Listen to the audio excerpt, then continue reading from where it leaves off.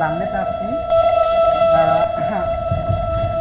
এমন একটা জায়গায় আসছি যে আপনার মাটির রাস্তা, যদি চালাই একদিকে যায় আর একদিকে হোকা বেহাই চাইয়ে দেখেন অবস্থা কি।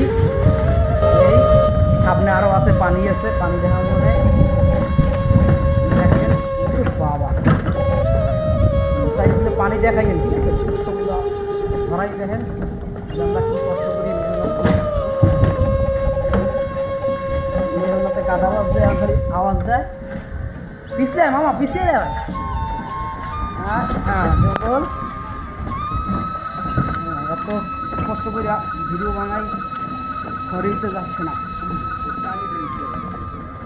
আমরা পানির মধ্যে তৈরি করে